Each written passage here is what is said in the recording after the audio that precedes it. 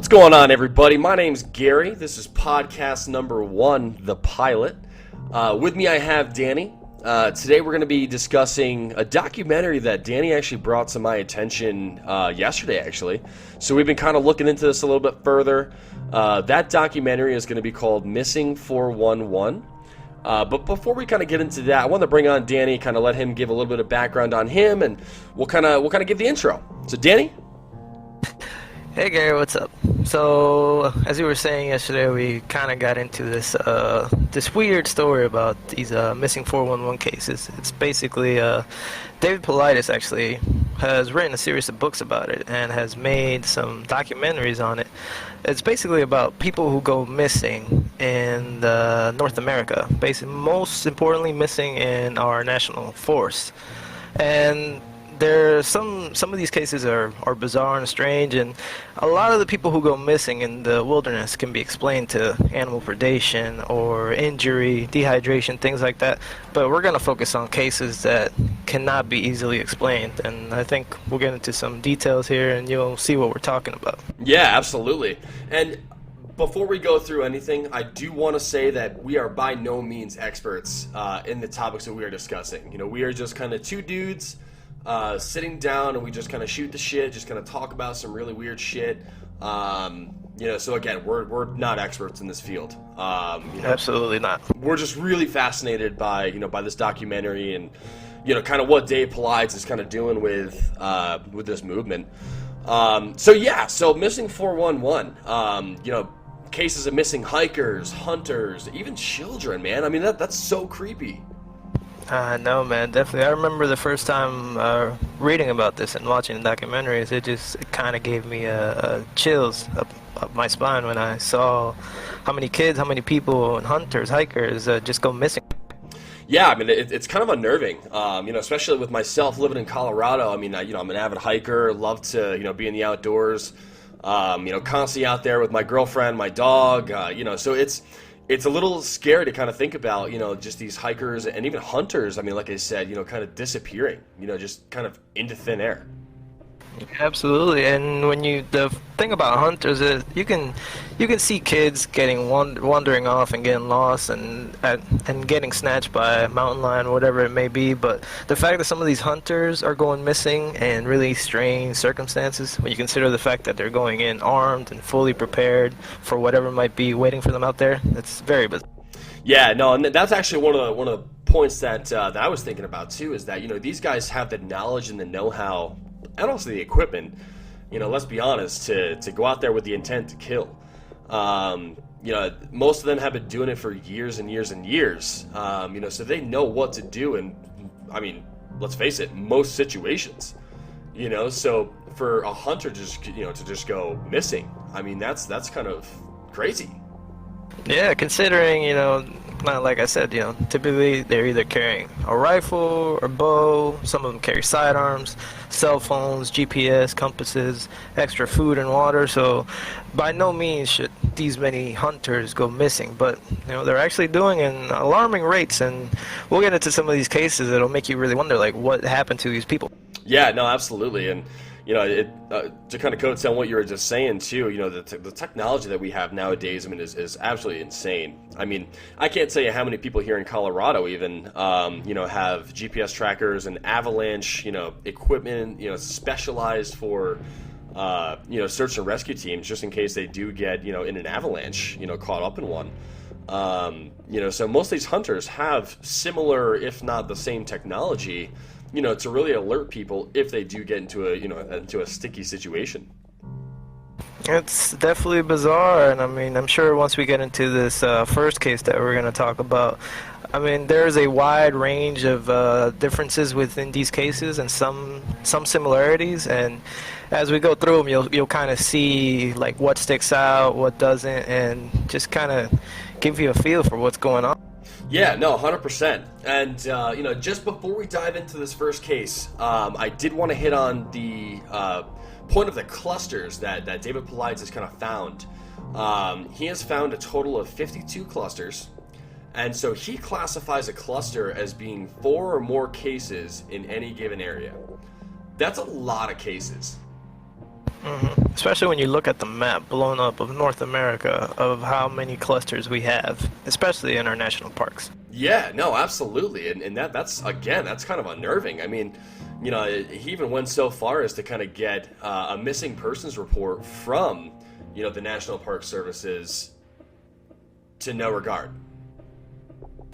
Exactly. As I recall, they said it would be too expensive to get a list of all the missing people in all our national parks. So he actually had to go and do his own research, painstaking research. But he did it. He compiled it onto a list, and he's put it out there for everybody. Yeah, no, absolutely. But yet they have a list compiled of every movie that's been filmed in a national park location. Yeah, which doesn't make a lot of sense. But here we are. How weird is that? It's extremely bizarre. It just adds to the mystery of these stories. It definitely does. It definitely does.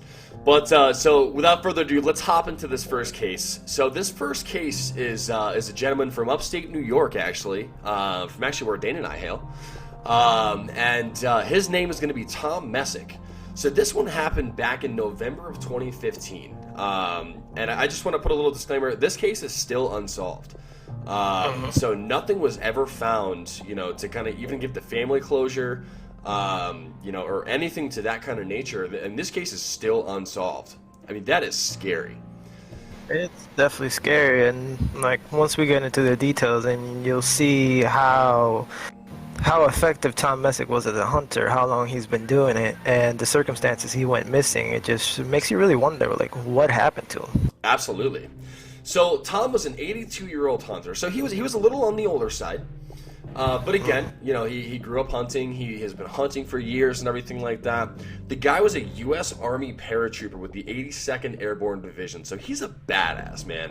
Yeah, he's a stud. He's been a stud his whole life. This dude knows how to handle himself, So through various digging and everything like that, I actually found that he was an experienced hunter. And he also taught hunter and survival training for around 4 decades. Yeah, just think about that for a second. The guy for over 40 years, he hunter and survival training. This guy is the epitome of the person who can survive outdoor, who's self. That's just crazy to me. I mean, I grew up in a house where I had hunters around, and they know, they've been doing this since they could hold a gun. So they know how to handle themselves. Yeah, and the areas that they go into, they're very familiar with the places. Absolutely, and not to mention the fact the survival training alone. Right, and the fact that he had military training and all these other things going for him, and the gear he had with him, it keeps just getting weirder and. Absolutely, and it's a very peculiar scenario, because. Just those first couple bullet points right there just kind of say to me, this dude is a certified badass. Right. I mean, 82 years old or not, he could probably kick my ass, Yeah, absolutely. And like I said, and the man is armed to... Absolutely. And so, anyway, this guy, he's up in upstate New York, so they're hunting in the Lake George Wild Forest near a lake there. So he's out there with around six other hunters and everything like that. He actually gets placed on a stump in a static position, and I think it was him and 3 other guys were in static position, lined up, because they're gonna do what's called a drive. So the other 3 hunters are gonna push this herd of deer to these other guys who are in the static position, staying still, and these guys are gonna push the herd of deer over to these other hunters. So pretty effective way of hunting. Yeah, and exactly. And keep in mind that this whole time, Tom Messick is not moving, and he's relatively close to the other hunters. He's not within line of sight, but within earshot. And these guys have walkie-talkies on them, so they're always in constant communication. Absolutely, huge point to point out as well. So he's sitting still. He's just waiting for these deer to roll by, so he can. Claim one. So little bit of time goes by. The guys, night ends up falling. The guys end up meeting or reconvening. Tom doesn't show up. Yeah, at this point they They didn't. They weren't able to force any deer over. The hunt was unsuccessful, and it was getting darker, so they decided to pack it up. Absolutely. Tom is nowhere to be found at this point. So everyone's kind of like, all right, well, I mean, he couldn't have got too far. Like, we don't really know, but we're just he must still be it. somewhere by the stump. Maybe something happened. Let's go check out by where we left him. Like I said, because this is not too far from where their vehicles were located. Absolutely. So his best friend calls his wife and says, "Hey, you know, we can't find Tom. You know, he didn't reconvene with us when we were going to meet back up, and you know, something's wrong. But you know, we'll find him. You know, by morning. You know, we'll find him." The wife ends up getting this really weird feeling, and she's like, no, something's wrong. So she ends up driving up to the camp. Next day, nowhere to be found. Not even a trace. Exactly. And Tom, being a survival and a hunting expert and a trainer, you know, these guys are taught that if they get lost for whatever reason, you know, they're supposed to discharge their firearm to signal where they are. But he didn't do that. He didn't discharge his sidearm. He did not call on the walkie-talkie. You know, obviously something is wrong at this point. Oh, 100%, man, 100%. And honestly speaking, too, like, even if he didn't, you know, wasn't able to discharge his weapon, I mean, you know, let's say he dropped it, you know, for just like a best-case scenario type thing. Mm-hmm. You know, every survivalist knows to tie, you know, an article of clothing around, you know, an object to let people know that you're nearby. You know, so if you, you know, pass out or something like that, they're going to know you're there. You know, or they're going to know that you're in the vicinity. Yeah, exactly. And you have all these people, and not to mention they bring these guys search all night trying to find him. And like we said before, to reiterate, he's an 82-year-old man. He's got a bad leg. He's not getting very. Absolutely. So the next day, the wife comes up to the camp. You know, they look again. You know, they alert the officials and everything like that. So the search actually starts with 13 trained search and rescue professionals from Park Services. Okay? So this 13 trained professionals turns into a weeks-long search of 300 plus professionals, which included volunteers, dogs, divers, there was even a helicopter, and no clues surfaced. And you know, when you look at that, like that just it's bizarre how that many people can blanket this area. And as I recall from watching this case and reading about it, they actually implemented a grid pattern search where they would actually put strings from area to area to signal what areas they had already searched. And they just blanketed this entire forest trying to find Tom, and still to no avail. No clues even, no firearm, no clothing, no food wrappers, nothing. Right, and it's insane that they found like zero trace. I mean, yeah. So again, this 82-year-old guy, you know, he's sitting in a static position, you know, literally not moving off of this stump. Literally just vanishes in the thin air. Yeah, that's what it almost seems like. It seems like he just disappeared right then. So to kind of make the story even more weird, so on the fourth day of that search, the FBI arrives on the scene. So I don't know about you, but I mean, in most cases, or let me rephrase that. In most missing person cases, unless it's a case of interest, the FBI is not necessarily gonna just say, "Yeah, let's go check that one out." You know, in upstate New York. Exactly. They don't make it their business to really investigate missing persons. Like I said, like you said, unless it's a person of interest or if it's a child, the FBI typically does not get involved in searches. But yeah, on the fourth day, they show up, which is just makes it even weirder. Yeah, and they were actually on scene for 6 days after that. So just goes to show that, you know, there's some other kind of interest there, and not to put on my tinfoil hat or anything like that, but right. You know, that does seem a little out of character for the FBI, in my opinion. Yeah, absolutely right. I mean, that just that didn't really make a whole lot of sense to me, but hey, it is what. Yeah, and I mean, I guess at that point, you know, hopefully something comes out of that, you know, out of having the additional resources there to help find this guy. Right.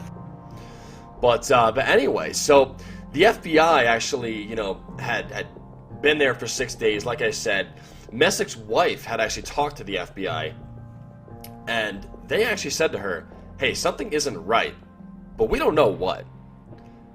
And, you know, me thinking, you know, me just kind of going through these details and just kind of reading this stuff and everything like that, you know, just kind of saying to myself, like, yeah, no shit. Like, Yeah, absolutely. I mean, I'm not an expert on this, but I mean, you know, I can definitely tell something's not right. I mean, the dude's not here. So, Yeah, they can't something find him. weird's going on, man. Like, not gonna lie.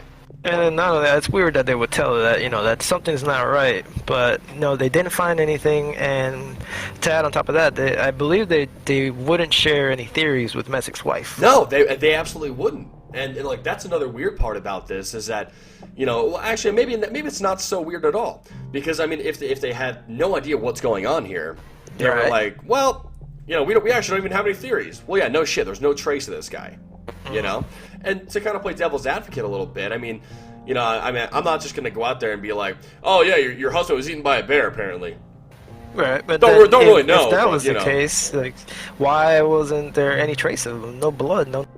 Right. Well, I'm just kind of, I guess, playing a hypothetical situation here, but... Yeah. You know, it's weird for me that the FBI shows up on the fourth day, and they're just like kind of taking control of the situation, taking command of it, and ultimately come out with nothing. And then at the same time, it gets a gear turn in my head where I'm like, why was the FBI there in the first place? Like, why not just let this, you know, to the National Park Service? Yeah, absolutely. It doesn't make any sense, and I'm still scratching my head about it. I'm not really sure, but I'd have to do a bit more digging to see if there's any correlation with why they showed up, and if they do this for other cases that are unexplained. Just have to keep going down this weird rabbit hole. And that we are, my friend. So the hunters, kind of reeling it back in, the hunters that were actually with Tom had been interviewed by police. At this point of the game, they had kind of been brushed off. They were just kind of like, yeah, okay, like, whatever, you know, we don't really want to hear what you have to say, like, it's not even important to our investigation here. We're looking for this dude, Tom. He's nowhere to be found. We're just going to keep searching. So, exactly. Cue Dave Paulides. So, Dave Paulides comes in, and, you know, he actually sits down with Tom's best friend, and actually, you know, does, like, kind of like an interview with him. All right, and to give a little context, like, David Paulides was a lifetime detective. So, you know, he's done this for a while, and this is one of the cases that, you know, really piqued his interest to go out. So the guy actually, he knows what he's doing, as an investigator. So he sees this hunter, and he interviews him, and what this hunter had to say, it just kind of blew my mind, and it kind of gives me chills whenever we talk about it. Yeah, no doubt, man. I mean, me too. Like, it's otherworldly, is essentially what it is. And again, not to put on my tinfoil hat, but I mean, the facts. This is just what was recorded. Yeah, exactly. Like, you know, we're just here to spit the facts and, you know, let you guys, as the listeners, kind of, you know, formulate your own hypotheses. You know, we're going to sway you neither way. So, but anyway, so Dave Paulides sits down with this hunter, and he says, what happened? Did you hear anything? Did you see anything? Did anything weird happen, you know, while you guys were out there? And what this guy told him, you know, again, you know, to kind of co-tell what Danny was just saying, I mean, just it just gives me chills, man. Like, I just can't imagine, you know, being in the woods, hearing this, not knowing what the hell it is. And, you know, I mean, especially as a hunter, you know, and again, to go back to our previous point, these guys know what the fuck they're hearing in the woods, man. Yeah, they've been around the woods. They know the sounds. They know the smells. Like, they know what. It's wild. So this guy tells Dave he was making the push, and the forest got quiet, like eerily quiet. Yeah, like where you could hear a pin drop in the forest. Exactly. And what I mean, you know, unless they hear a predator or something like that. I mean, typically speaking, the woods just don't shut up. Like, there's wind, you know, there's movement, there's leaves just moving around. Like, there's always going to be some sort of... absolutely. So the sound that this guy heard, he reports it sounded like a giant steel trap slamming shut. And now this wasn't between him and Tom. This is between himself and the other hunters that were uphill pushing the deer down towards the other hunters.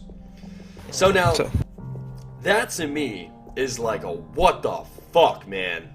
Exactly. So think about it. Like the forest went completely silent, and then the steel trap sound, which he said, to this day, he said, I don't know what it was. I've never heard it before, and I have not heard it. Yeah, no, absolutely. And so, but aside from that, there was no other unusual sounds, that he had heard that day. So, like, for me, it's like that, like, oh my god, like, what the fuck is going on? And like, what could have made that giant steel trap slamming sound? I know, it gives me goosebumps just, like, talking about it, right? And, like we had kind of mentioned before, the other hunters were carrying walkie-talkies, but no one else heard anything weird.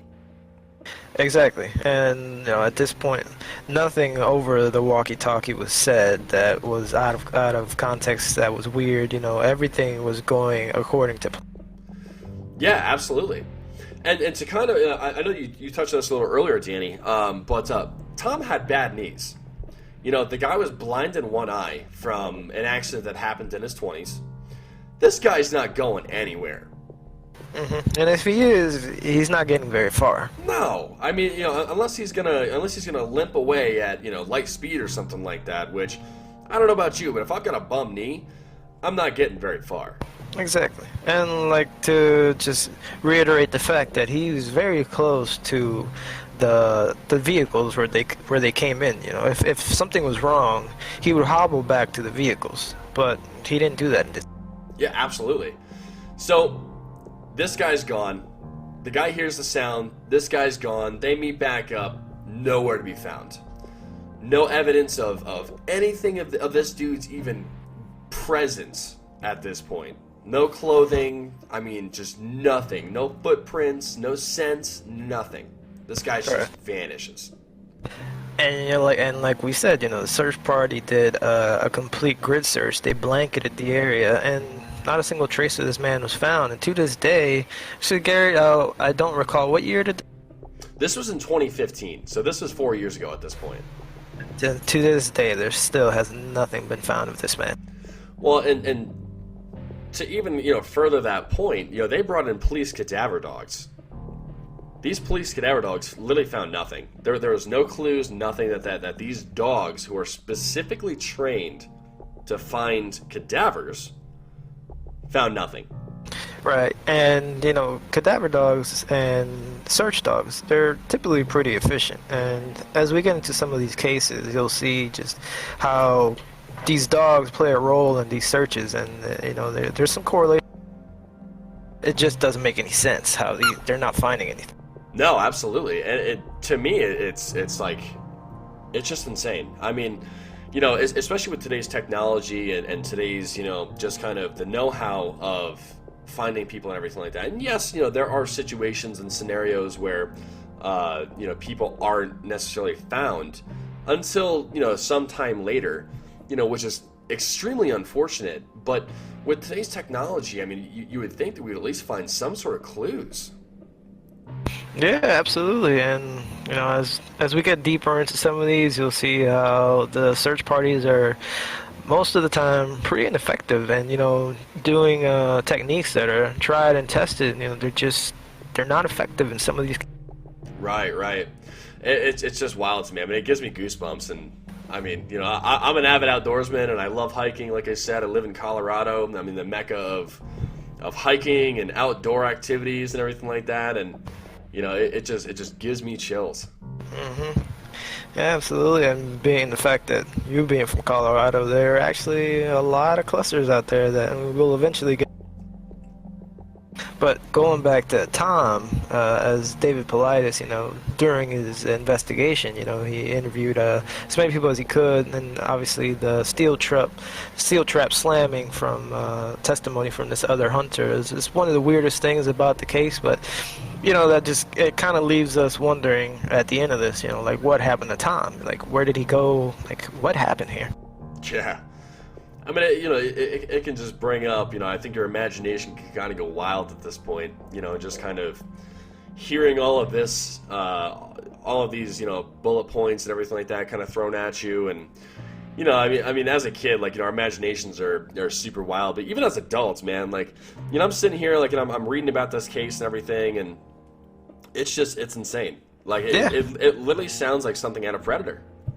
Exactly. No, exactly. I know it sounds weird, but like absolutely. I mean, like who knows exactly what happened? I mean, if you do some research and you search online, obviously there's going to be some outlandish theories. But I mean, some of like the most common ones you hear is maybe a tree fell on Tom. It's like, well, there's no trace of him found, and this area was blanketed, so there's nothing of that. He fell into a sinkhole.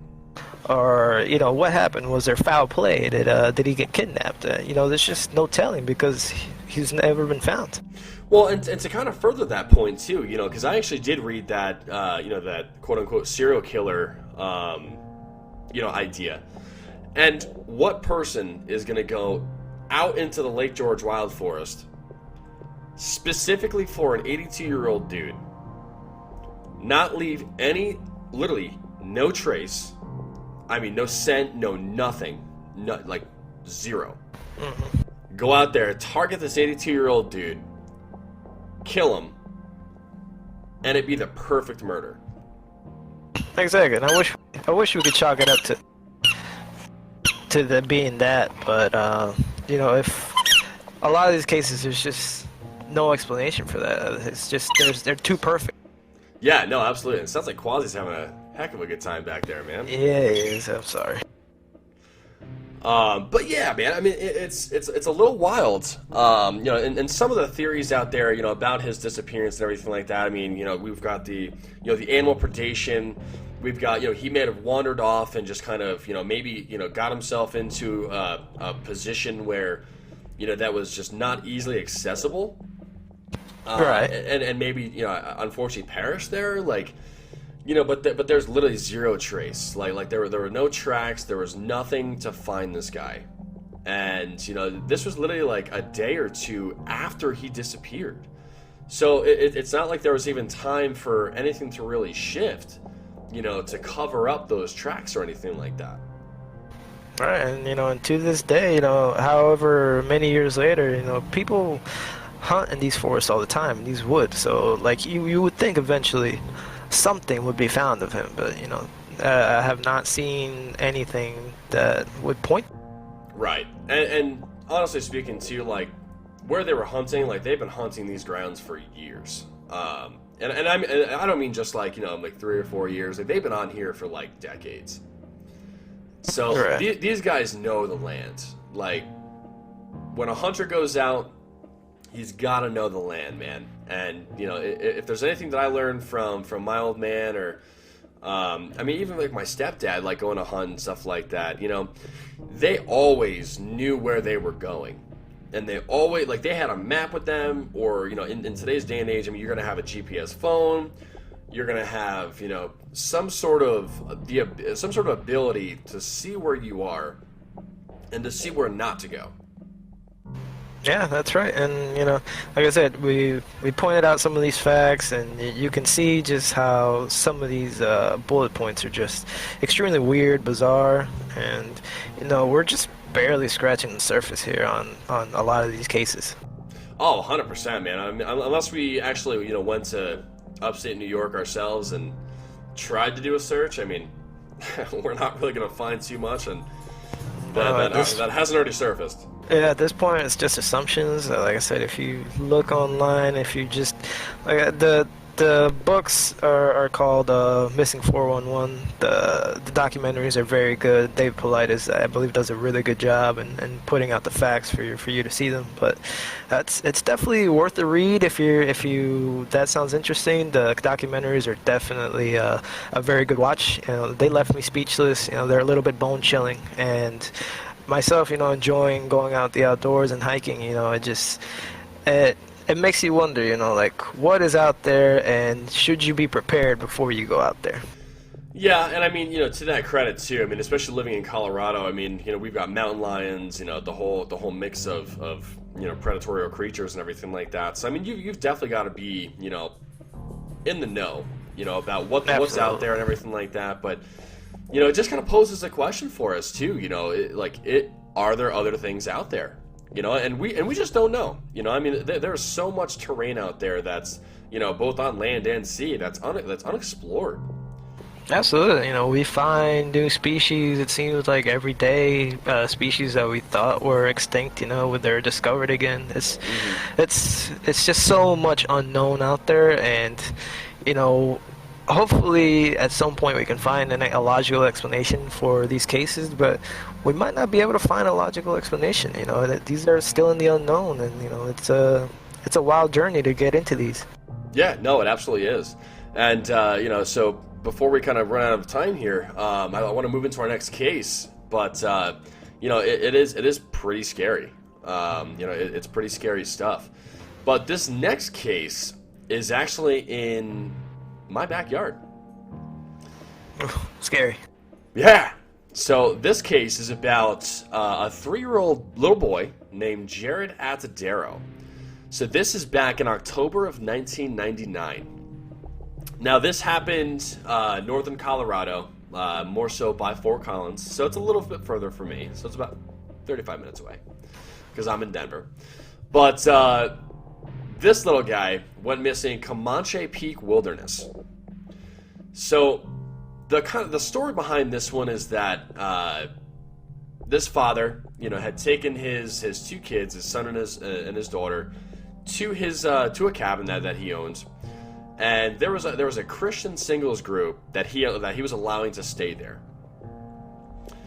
This Christian singles group offered to take Jaryd and his sister to a local fish hatchery that was actually near where the cabin was.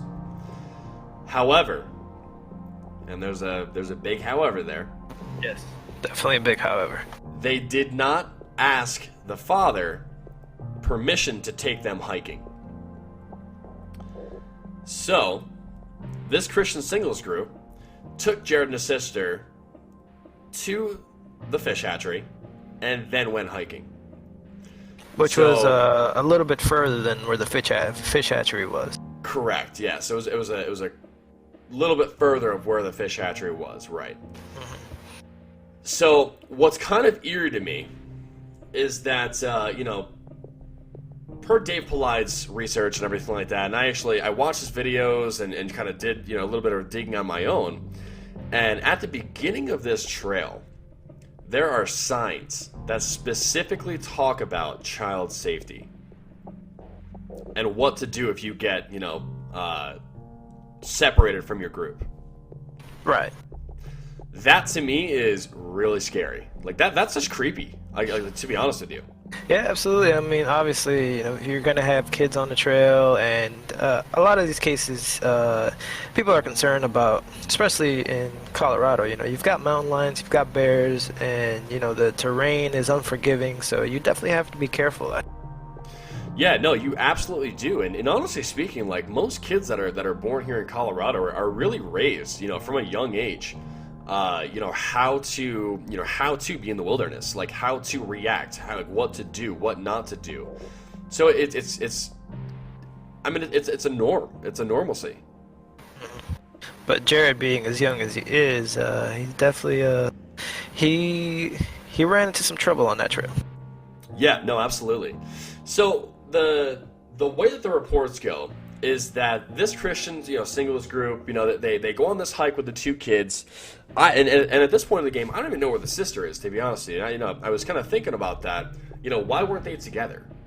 Right, and why weren't the groups looking after Jaryd better? But as I recall, reading and watching the documentary, he was running between the groups, and I think they were separated by some yards. I'm not sure the specifics, but he was bouncing between groups, and there were points where he was alone on. Yeah, no, absolutely. And, the way that the reports go is that, he actually wandered off ahead of the group, because the Christian singles group was a little entangled within one another and everything like that. And just kind of, very, very much so, just kind of talking to one another and just kind of getting to know one another, not really paying attention like they should have been. Yeah, they were pretty slow, and Jaryd, being a 4-year-old boy, he wants to keep moving, he wants to get going, so he's running up and down. Yeah, no, and so he actually runs ahead a little ways, and there's a river that actually runs along that trail not too far. Comes across 2 fishermen. So when he gets to the river, he actually asks these fishermen if they've seen any bears. So they respond no, because otherwise they wouldn't be fishing there. And then they just kind of, brushed them off and just, went back to fishing, because they just thought that, his parents were, not far behind. What are you going to think if a 3-year-old kid, rolls up on you and it's like, hey, have you seen any bears? Yeah, exactly. You're going to think that his parents are nearby. Absolutely. Yeah, absolutely. Like you're not really going to think anything of it, because, one, that's not an easy trail. 2, a 3-year-old's not going to do that by himself. No, definitely not. So, in that scenario, I probably would have done the same thing. I probably would have asked, like, hey, where's your parents or something like that. But, in hindsight's always 20/20. All right, and you would have been more inquisitive, but these guys are fishing, and the trail is traversed by a lot of families, a lot of people. They're not thinking much. Oh, absolutely, absolutely. But so anyway, kind of moving forward, so this little guy just apparently continues, and these 2 guys at the river were the last people to see him alive. Yeah, he went out of line of sight with them, and he was never seen again. No. And what's kind of freaky about this, and this case is a little intriguing, to be honest with you. So he was one of 3 boys to actually disappear in a larger 138 square mile triangle. And this is in a span of a couple years. This isn't like one after the other. This was like over the course of like a couple years and everything like that. But very intriguing, that this just kind of happens to 3 different boys, within this triangle. Right, and like I said, like these 3 different boys, and these are weird and unforeseen circumstances. The rest of these cases where people go missing, they can be attributed to animal predation, injury. So just to give a little more context, we're getting into cases that are just bizarre and relatively unexplained. Yeah, no, 100%. And that we just kind of are like, what the fuck? Just make you go, what is happening right now? Like, what? To where these cases there's little to no explanation given, and where the end result is kind of inconclusive, so we're just kind of left wondering. Yeah, 100%, man. And so 4 years later, okay, his remains are found 550 feet above the trail where he was last seen.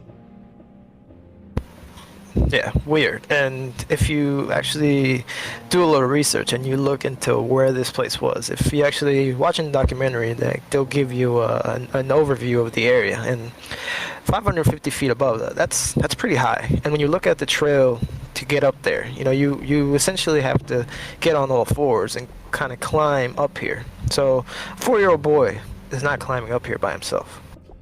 It's not an easy trail. Dave Paulides and his camera guy actually, in their YouTube video that he posted, they actually made this ascent. Mm-hmm. And he notates in there, like, we're 2 grown men. Albeit they were actually, they were lugging camera equipment and everything like that. But at the same time, 2 grown men had trouble traversing this. Yes, and that's something to note that, obviously Jaryd, it's extremely unlikely that Jaryd went up here. And, just to kind of throw this out there too, I've got an app called All Trail. And I just kind of looked up, I was just kind of curious, I just looked up the trails that were near Comanche Peak Wilderness. Most of the trails that I'm seeing here are 4.5 stars and above. They're very popular trails. The lowest one I've seen is 4 stars. That's pretty awesome. But all these are moderate. They're moderate rating. Yes. So that's not necessarily easy, not necessarily extremely difficult, but, the spot where this is high. Very high. So, to kind of get a little further in this story, the elevation where his remains were found was 9,125 feet. So, what they found was one tooth, the top part of his skull. Well, actually, top part of a skull. I shouldn't say his skull. Yeah, because it was inconclusive. The DNA test. It was 85% inconclusive, or 85% conclusive, but they couldn't tell by the top part of the cranium whose it was. And there were to go back articles. on the tooth, it was on top of a tree stump, and experts say that 4 years later, it shouldn't have been where it was. It would have been ingrained into the stump. The elements would have done something to this tooth, but it just adds a little bit more mystery to an already bizarre. Oh, absolutely. Well, I mean, in 4 years, that thing should be just encased in hummus. I mean, yes. From sinking into this tree and everything like that. I mean, 4 years is a long time. Yeah, it almost looks like it was placed there after 4 years. Well, and it's funny you say that because there are speculations about this case, and this is kind of one of why this case really kind of intrigued me so much. Was that the items that or the remains, I should say, that they found from this little boy were placed in such a fashion that it was almost like they were placed for someone to find. Right. And to kind of coattail onto that, these articles, were found by two hikers that had just ascended the mountain, and they came across, like I said, the tooth, the top part of the cranium, his sweatshirt and his sweatpants. There was a shoe that was perfectly preserved. How do you explain a perfectly preserved shoe in 4 years worth of time in the weathering everything that the Colorado weather up in the mountains, mind you, has to offer?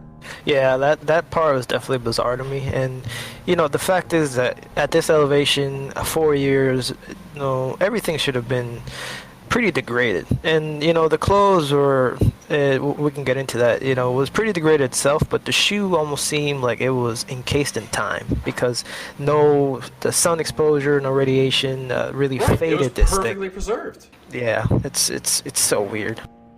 Well, and how do you explain that?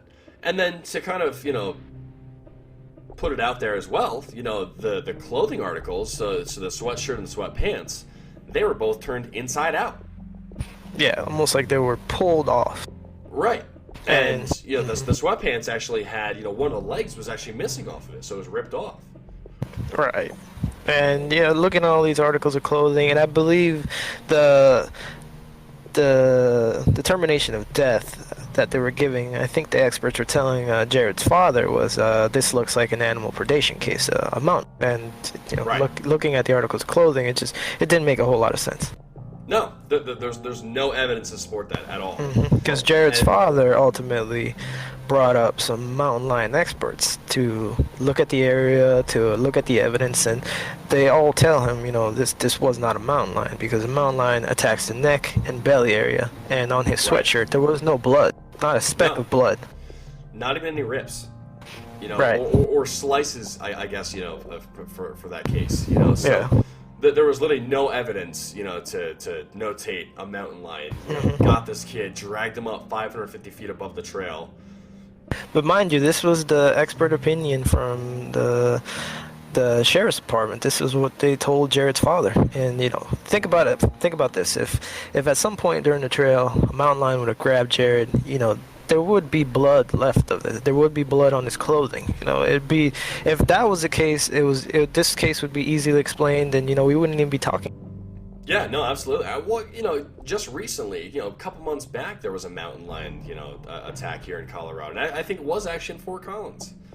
Wow. So yeah, I mean, it happens. Yeah, it truly does.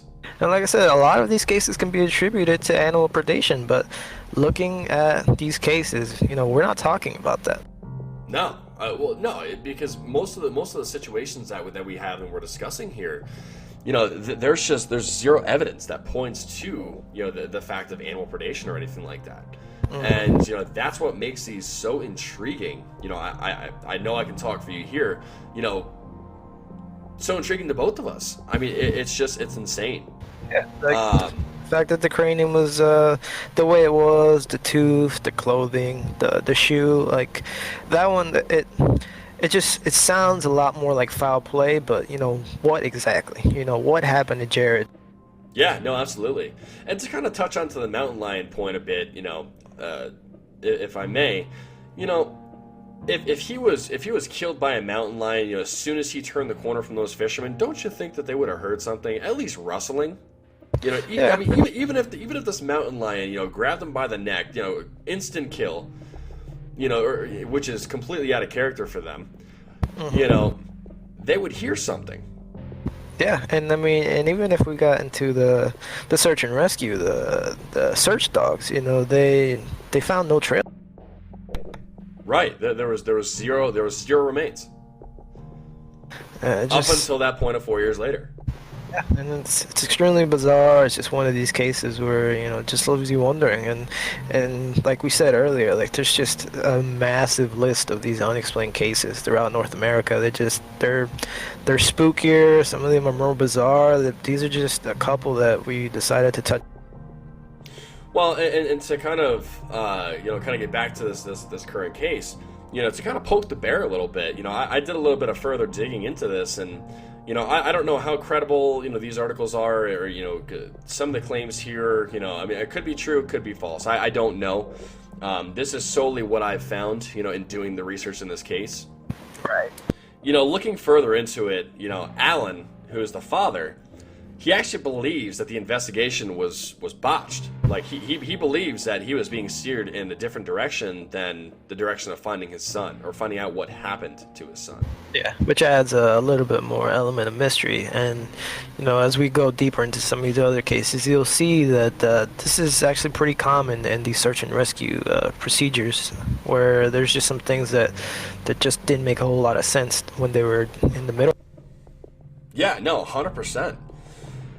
I mean, you know, because when you really think about this kind of thing, you know, typically speaking, when a person goes missing, you know, they send out a special unit, you know, the police forces are alerted. I mean, everyone is just on high alert. And, you know, again, like, mountain cases are a little bit more different. They're a little bit more fragile. You know, I mean, you've got to be very careful when you're going out there, you know, searching for these people and everything like that. But, you know, when you bring in, you know, like the dogs and everything, and obviously, you know, people can fall, you know, onto maybe rocks or something like that, where, you know, a scent might get lost there. Yeah, and it's completely explainable that might happen, but when you just look at the volume of cases where they're just the search dogs, cadaver dogs are not efficient, it puts a big question mark on a lot of these cases. It really does. And, you know, I found an article that was actually really interesting, that kind of detailed a little bit, you know, post-event. So this is more so when, you know, the search is happening and everything like that. So, you know, Alan, you know, kind of has his, you know, his suspicions about, you know, obviously the search being botched and everything like that, the investigation not adding up to everything that, you know, it really should. So one of those things, like we mentioned before, you know, was the placement of the remains. You know, so for one, the tooth was on top of that decaying tree. You know, so that decaying log. You know, so again, I kind of, you know, have mentioned this before. That should have been submerged. You know, right. in the humus that was accumulated over. I mean, we're talking 4 years. We're not talking 4 weeks. We're talking 4 years. Yeah, 4 years in the wilds of Colorado, exposed to the elements. Absolutely. Yeah. And you know, and again, the shoes, pristine condition. It almost looks like they were placed there to be found, and you know, this leaves you wondering: was there some foul play? Like, what exactly happened? That's just it. We don't know. Yeah, absolutely. And I mean, you know, like certain speculations. I mean, you could say about the tooth, you know, like a rodent placed it there, you know, picked it up and had, you know, had maybe previously placed it on the log. I mean, there are so many different, theories that you could make up about this, like, without fully knowing what happened. Exactly. But anything up to this point is strictly speculation. There's just no 100%, way of... 100%. And again, I want to, just kind of let everybody know again that we are by no means experts in this field. Like, we are just literally, reading up in the facts or doing our research and everything like that, but we are by no means experts in this Right. field. No, we definitely these cases interest us very deeply. We just thought these cases are not super mainstream, and I think it's definitely getting there. But I think more people should look into these cases and get themselves informed. And it's definitely very interesting, very bizarre. I mean, I thoroughly enjoyed them. Yeah, no, absolutely. But here's another speculation that I found really interesting, and this might kind of wow you here. So, Okay. The tooth, cranium, and clothes that they found from the remains were actually sent to the Colorado Bureau of Investigation for DNA analysis. Now, this is 4 years later, so this is 2003. So we don't have pristine processes at this point of the game, but we're pretty solid. Yeah, at this point. DNA has definitely gone a lot better up to that point. Yeah. Absolutely. So there was no blood on the clothing. So I mean, I don't know about you, but I mean, in my opinion, that kind of rules out animal predation. Right. Because unless an animal's going to say, "All right, hey, take your clothes off, and then I'm going to kill you." All right. No, exactly, and it makes it that more bizarre when you consider that the official explanation given by authorities is mountain lion probably got. Right. And that just makes it that much more bizarre for me personally. No, So, right. the CBI actually claimed that the degraded cranium only allowed for an 85% return. Then on top of that, identification of the tooth was also inconclusive because testing showed that the DNA was actually mixed with other DNA.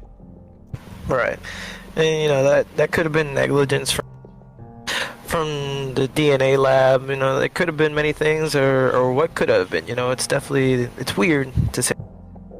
Well, so here's what makes things even more weird. So, Alan, the father, enlists a DNA expert from Ohio, privately, of course. Right. This guy tells him that the tooth was contaminated with more than one person's DNA. That's the first time I hear that. That's very bizarre. So that to me, I mean, I'm just kind of thinking outside the box here. I'm like, so did someone abduct this kid? And ultimately, what was there foul play? Or was this just negligence on the CBI? Yeah, I mean, there's just no telling, and I wish we could have some answers to what's going on with this case. It's definitely it's nuts, man. And just to kind of give a little bit of background into this, all items that undergo a DNA test are routinely cleaned prior to the testing to avoid that sort of contamination. Right. They don't want any cross-contamination. The labs very tediously take care of these samples to test them, but the fact that they had these issues, it just makes you wonder, what happened and what was going on with this particular. Yeah, absolutely. So, and then to kind of go back to the whole mountain lion theory. So, hair fibers were actually found on his sweater.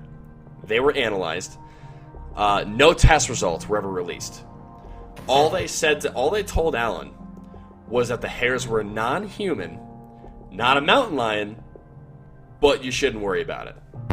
Yeah, and that to me just makes me wonder what did they find and why wouldn't they release that information to his father? But I don't know, man. It's a bizarre case to say. Yeah, and I mean, just kind of hearing that evidence, and again, I mean, this is an article that I had found. Somebody posted on Reddit. It's off of Veterans Today. It's an article called "The Footprints of Evil." And it kind of encases a couple different cases that David kind of worked on and kind of went through. But it's got some really interesting points in here. I mean, during the search, the Atadero family, I mean, they're already distraught. I mean, they lost their 3-year-old son. due to negligence from somebody who's supposedly supposed to be watching them. They're going nuts, man. I mean, they're searching. They're praying that they find their little baby boy, and they were actually threatened with arrest if they set foot on the Big South Trail. Yeah, and that doesn't make any sense to me. Obviously, they lost their little boy. They want to find answers, and they were just not getting the cooperation from the authorities. No, and honestly speaking, I mean, this next part of it, makes me sick to my stomach. So, a sheriff's official actually saw fit to tell Alan, who's the father, that his son's body was beneath the freezing waters of the river and wouldn't be found for 4 years. Right. So now that to me is just kind of creepy, because it was 4 years from his disappearance. Yeah, and he said that when the little boy went missing. Yes. Wow, that's extremely bizarre. I don't know why he would say that to a father who's obviously distraught. But wow, I don't know what. Yeah, I mean it's absolutely wild. It's wild. But I mean, and again, this is all stuff that we are compiling for ourselves. Bringing to you guys as the listeners and the viewers. We want you to kind of compile your own theories and your own hypotheses and everything like that. We are by no means trying to sway you in one direction or the other. No, definitely not. But to us, I mean, this sounds weird, man. It's definitely weird. There was actually an instance where Alan checked what the dog handlers were using for an example of his scent of his son's scent. He found it was a pair of his own shorts. Yeah, Alan's shorts. So the father. Alan's shorts, right? Yeah, so even in that part right there, it's that they botched the search and rescue, or they intentionally trying to mislead the family. What's going on? Well, I mean, my first question is, how do you mistake an adult pair of shorts? I mean, I wear some pretty big shorts. I'm not gonna lie. I'm 6'4". I wear some pretty freaking big shorts, man. Mm-hmm. I'm not fitting into 3-year-old shorts.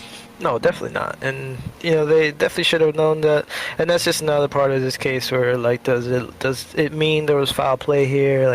What exactly was going on? Yeah, no, 100%. But what's kind of weird about that segment is that when he brings this up to the rescue operation, the man in charge of it actually got annoyed and threatened to call it off. What kind of piece of shit does that? I don't know, man. I mean, if I was a father, I'd be furious about that. Well, and so, to kind of make matters a little bit more interesting, Alan was actually told that the Big South Trail was the only way in and out of the valley. The father finds out that there are several other routes in and out of this valley. Mm-hmm. Yeah, it kind of ties in and everything together about how, in a lot of these cases, the involvement of authorities and the National Park Service, they're just not very inclusive with the families and friends of the people who are missing. In some cases, it almost looks like they're trying to hide these cases from getting out, and they're not doing what they're supposed to be doing to find these people. Absolutely. And I mean, and Dave Paulides is doing an incredible job at showcasing it. If you haven't seen the documentary, please go watch it. It's called Missing 411. Again, to kind of give him a plug here, but he's doing an incredible job of really kind of bringing this to light. Yeah. I mean, there are so many different cases of missing persons that are just going unaccounted for. Yeah, and the Missing 411 documentary focuses, you can see the Jaryd Atadero case in that documentary. There's multiple other cases surrounding children in that documentary. He also released another one called Missing 411, The Hunted, where you can look into Tom Messick's story and several other hunters who have gone missing. On top of that, he has written a series of books, and there's a ton of detailed information on these bizarre cases throughout North America. We encourage you to look into them. We encourage you to watch the documentaries and just kind of make up your own conclusions about what you think is going on out there. Yeah, I mean, formulate your own opinions and the hypotheses, and let us know what you think. And we'd love to interact with you guys and kind of see what you guys think about this stuff. I mean, because we're baffled. I mean, this is insane. Yeah, and we'll just continue going further with these investigations. I mean, we thoroughly enjoy reading about them. They're bizarre, and maybe we can figure out some explanations for at least some of these. Yeah, absolutely. Well, and you know, I just want to throw in one little more tidbit, you know, before we kind of end the podcast here. But you know, Dave Paulides and his cameraman, you know, when they actually hiked up, you know, where Jaryd went missing, at the bottom of the trail, they actually found a Rubik's cube. That's the first time we hear that. That was weathered as hell, and it looked like it had been there for years. Like, it looked like it was there for a long time. You can actually see it in his video. And it had been there for a long time. And it kind of shows you exactly how something withers over time in those circumstances. Right. Even if that had nothing to do with Jaryd. Mm-hmm. Because I mean, throughout the entire report, you hear nothing about a Rubik's cube. No, exactly. But and it's probably that just goes to show what the weather up there will do to something like that. It will tarnish it. It will make it look like shit. Exactly. I mean, there were no colors on the damn thing. No, definitely not. And if you do your own research and you look into this, you'll know exactly, and you'll see exactly what we're talking about. Exactly. But anyways, guys, we're going to cut it short here. I hope that you guys enjoyed our first pilot podcast. I know we had a blast kind of, you know, compounding this stuff and kind of putting it together and everything like that. Let us know what you think. You know, if you've got any cases that, you know, that you think are just really bizarre or weird, that you want us to look into, I mean, we'd be more than happy to do that. We're looking at doing a little series with Dave Paulides content and just kind of detailing the cases that he's going after. But I'm really hyped about this. I mean, I'm super excited. Something, yeah, 100%. Bring to light something that needs to be brought, you know, to more attention. Mm-hmm. Yeah, let's keep this investigation going, man. There's just so much to cover, and you know, I'm excited. Absolutely, man. Again, I'm Gary. This is my cohort, Danny. On that, we'll see you next time, and stay safe out there. Take it easy, brother.